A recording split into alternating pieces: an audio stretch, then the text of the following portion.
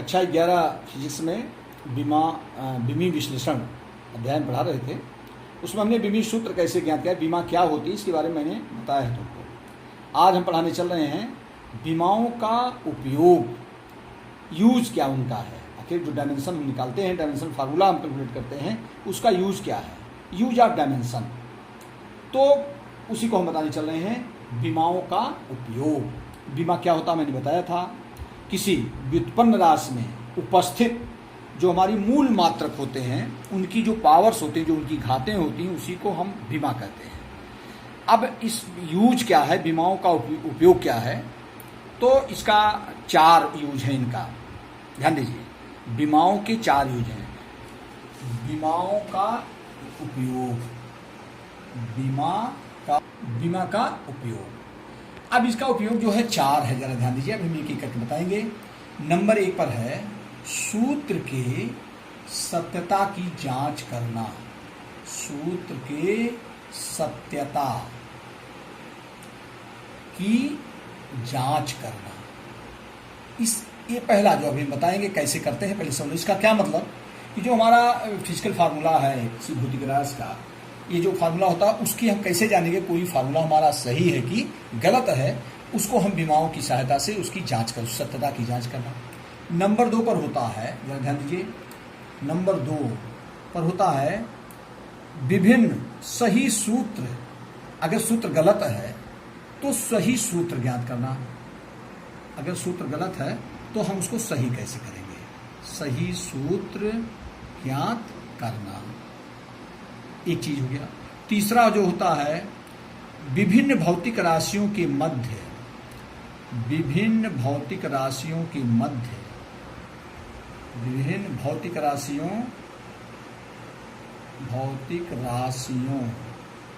के मध्य संबंध स्थापित करना, के मध्य संबंध स्थापित करना, संबंध स्थापित करना, ये हो गया। और चौथा जो इसका यूज है, एक पद्धति के मात्रक को, एक पद्धति को दूसरे पद्धति के मात्रक में बदलना। अब ये क्रम से समझा रहे हैं, दूसरे पद्धति के मात्रक में बदलना। एक एक चीज बता रहे हैं, मात्रक में बदलना, एक एक चीज सीखो इसमें। ये हमारे हैं 4 यूज है। नंबर 1 पर सूत्र की सत्यता की जांच करना। दूसरा है सही सूत्र ज्ञात करना। तीसरा है विभिन्न भौतिक राशियों के मध्य संबंध स्थापित करना। और चौथा है एक पद्धति के मात्रक को दूसरे पद्धति के मात्रक में बदलना। तो सूत्र की सत्यता की जांच करना अभी क्रम से हम समझा रहे हैं, न्यूमेरिकल चीज है, लेकिन पहले क्रिटिकल समझो। कोई सूत्र हमारा, उसका LHS और RHS, उसके दोनों पक्षों की बीमाएं लिखते हैं। अगर दोनों पक्षों की बीमाएं बराबर हैं तो सूत्र सही है, अगर बीमाएं बराबर नहीं तो सूत्र गलत है। इसी कहते हैं थ्योरी ऑफ होमोजेनिटी, समांगीयता का सिद्धांत। किसी भी भौतिक राशि में जो हमारा कोई फार्मूला बना है, तो जो हमारा RHS का है वही LHS का है। LHS और RHS के दोनों पक्षों की बीमाएं बराबर होनी चाहिए। अगर बीमाएं बराबर हैं तो सूत्र सही है, बीमाएं बराबर नहीं है तो सूत्र गलत है। अब सूत्र गलत है तो सही सूत्र कैसे ज्ञात करेंगे, उसको हम तुमको बताएंगे। तीसरा ये है विभिन्न भौतिक राशियों के मध्य संबंध स्थापित करना। जैसे बता रहे हैं कि दूरी जो है समय पर, वेग पर निर्भर करती है, तो दूरी का व्यंजक प्राप्त कीजिए। अगर हमको कंडीशन दिया गया है उसका, तो हम इस बीमाओं की सहायता से उस फार्मूले का कैलकुलेशन कर सकते हैं। यह है विभिन्न भौतिक राशियों के मध्य संबंध स्थापित करना। चौथा जो है एक पद्धति के मात्रक को दूसरे पद्धति के मात्रक में बदलना। जैसे तुम पढ़े हो 3 मेन हमारे हैं, MKS पद्धति, CGS पद्धति, FPS पद्धति। मापन के मेजरमेंट की 3 पद्धतियां, 3 सिस्टम हमारे। MKS सिस्टम मीटर किलोग्राम पद्धति, दूसरा है CGS system, C centimetre gram, G ग्राम, S second, centimetre gram second पद्धति। थर्ड हमारा FPS पद्धति, फीट पाउंड सेकंड पद्धति। इसको तुम 9 से ही पढ़ते आ रहे हो और हमने बताया था। मेजरमेंट की ये भौतिक विज्ञान में मेजरमेंट की ये 3 पद्धतियां हमारी हैं, MKS, CGS, FPS। तो मान लीजिए कोई हमारा ये मात्रक एमकेएस में दिया है, उसको हम सीजीएस में कैसे बदलेंगे, सीजीएस में दिया है तो एमकेएस में कैसे बदलेंगे। इस प्रकार से एक पद्धति के मात्रक को दूसरे पद्धति के मात्रक में बदलना। ये हमारे 4 यूज हैं विमाओं के। अब क्रम से हम एक एक बता रहे हैं। अब पहला हम बता रहे हैं कैसे जानेंगे कोई सूत्र हमारा सही है कि गलत है। जैसे सपोज दैट ये दिया गया है T = 2 पाई इंटू L/G।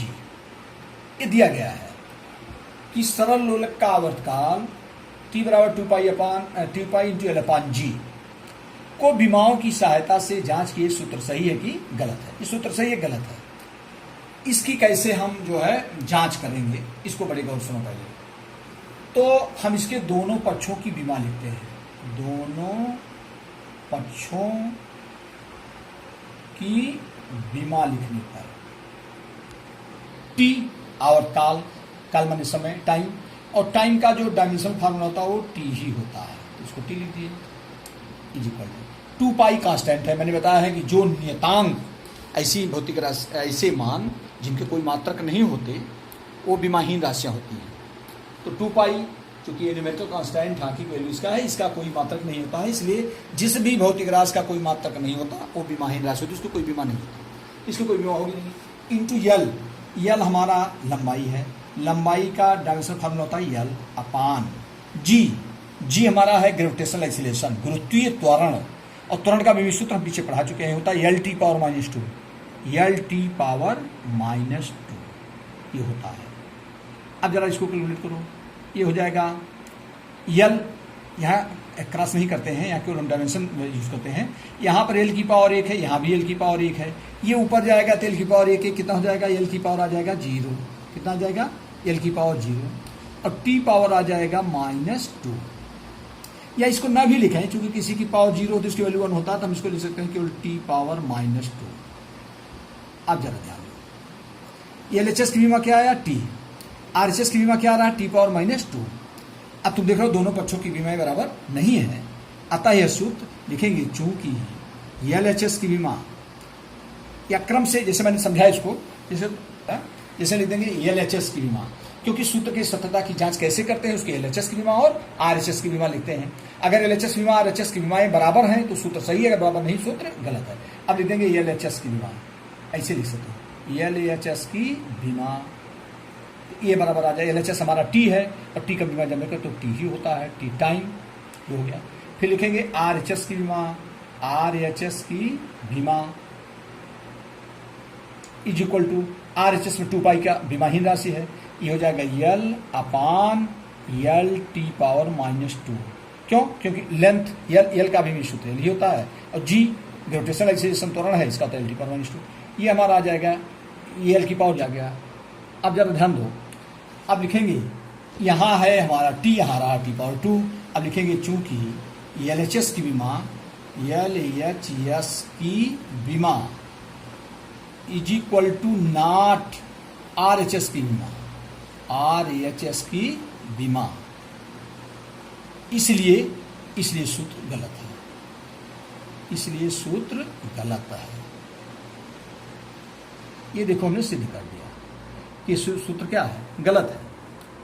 अब जरा ध्यान दीजिए, सूत्र की सत्यता की जांच ऐसे हम करते हैं। अगर ये LHS की विमा RHS की विमा दोनों विमाएं बराबर आती तो हम कहते हैं सूत्र सही है, अगर ये विमाएं बराबर नहीं है तो सूत्र गलत है। अगर सूत्र गलत है तो सही सूत्र कैसे ज्ञात करेंगे, दूसरा सिस्टम बताने चल रहे हैं। ये तो पहला हो गया, इसको कहते हैं थियरी ऑफ होमोजेनिटी, समांगीयता का सिद्धांत। अगर कोई भौतिक राशि में कोई सूत्र अगर हमारा सही है तो उसके दोनों पक्षों की विमाएं बराबर होनी चाहिए। अगर दोनों पक्षों की विमाएं बराबर है तभी सूत्र सही है, अगर विमाएं बराबर नहीं आनी तो सूत्र गलत है। इसलिए देख रहे हो तुम, दोनों पक्षों की विमाएं बराबर नहीं है, इसलिए सूत्र गलत है। अब सूत्र गलत है तो सही सूत्र ज्ञात कर रहे हैं। अब T जो है, T इक्वल टू कितना दिया गया था 2 पाई इंटू L/G, हम इसको लिख देंगे 2 पाई L इंटू G, ऐसे लिख देंगे। अंश में ही उसको न्यूमरेटर में ही लिखते हैं। भाई जब सूत्र गलत है तो हमें क्या पता नीचे है ऊपर है तो है नहीं, तो हम उसको कैसे लिखते हैं T equal to 2 pi LG, ऐसे लिखेंगे। अब जरा ध्यान दो, अब हम क्या करते हैं, T इज इक्वल टू 2 पाई और इनकी चूंकि बीमा क्या होती है, जो पावर होती है वही बीमा होता है, जो पावर होती है वही बीमा होता है। तो यहाँ पर हम इसकी पावर एल की पावर मान लेते हैं, जो जितनी भौतिक राशियों 3 का अधिकतम माना जा सकता है, 3 भौतिक राशियों का। तो इसकी एल की पावर ए और जी की पावर बी, ऐसे मान लेते हैं। ए बी सी 3 माना जा सकता है। टी बराबर 2 पाई एल पावर ए जी पावर बी, ऐसे मान लेंगे।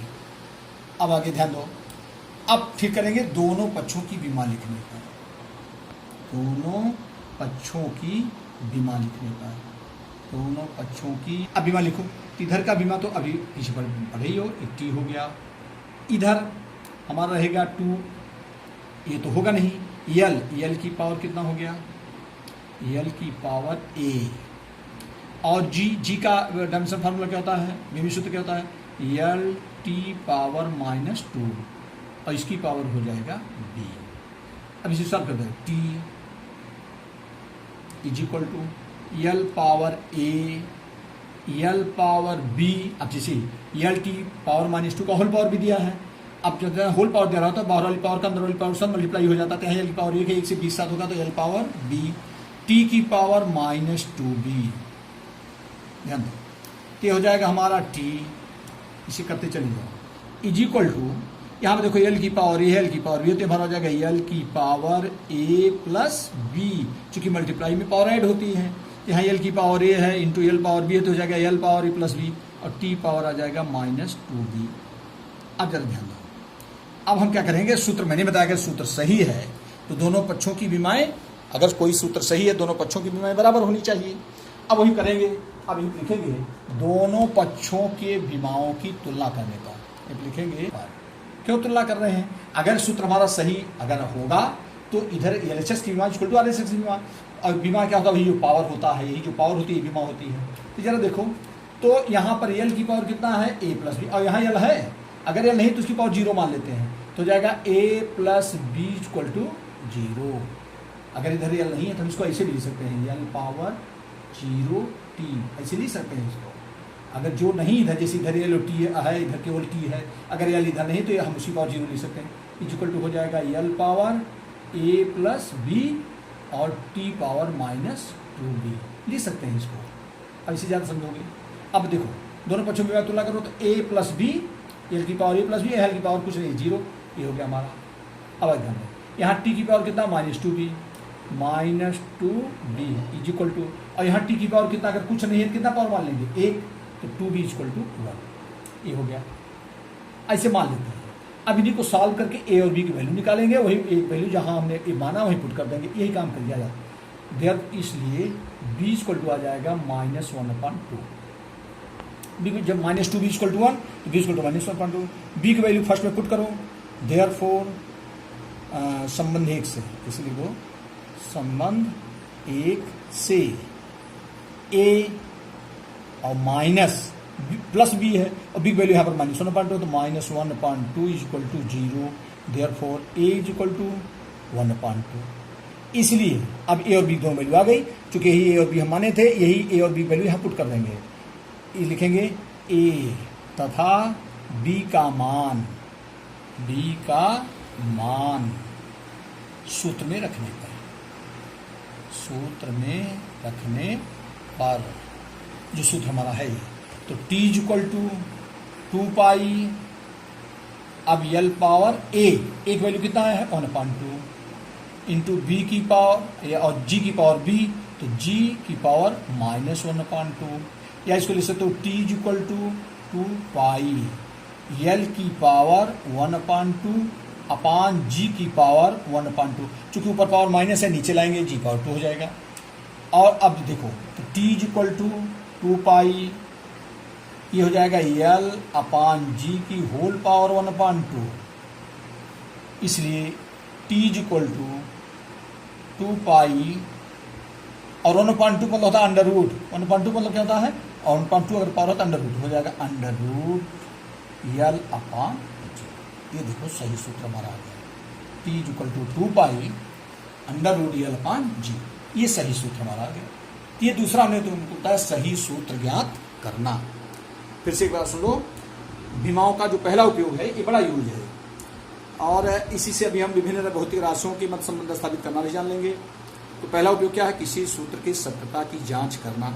अभी मैंने बताया कैसे सत्यता की जांच करेंगे, एलएचएस की विमा सूत्र के आरएचएस की विमा लिखो। अगर दोनों पक्षों की विमाएं बराबर आ रही हैं तो सूत्र सही है, विमाएं बराबर नहीं है तो सूत्र गलत है। अगर सूत्र गलत है तो सही कैसे करेंगे, तो मैंने बता दिया, उसी को लिख देंगे T=2 जो एल अपान जी अपान वाला जो लिखा है उसको एक लाइन में लिख देते हैं और उनकी पावर को, हमारा जो आरएचएस होता है उनकी पावर को ए और बी मान लेते हैं। ए बी सी 3 का माना जा सकता है, 3 भौतिक राशि का, तो ये हो गया।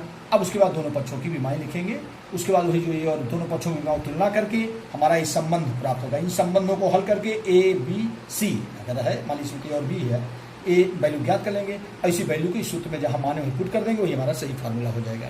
ठीक, धन्यवाद।